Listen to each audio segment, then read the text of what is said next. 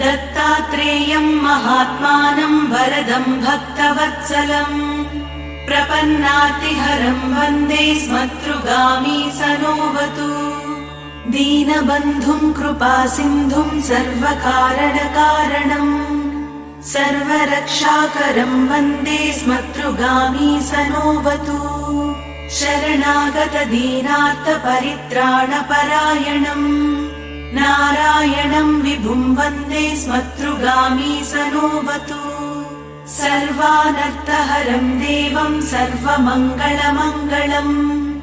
सर्वक्लेशहरम् वन्दे स्मतृगामी सनोवतु ब्रह्मण्यम् धर्मतत्त्वज्ञम् भक्तकीर्तिविवर्धनम् भक्ताभीष्टप्रदम् वन्दे स्मतृगामी सनोवतु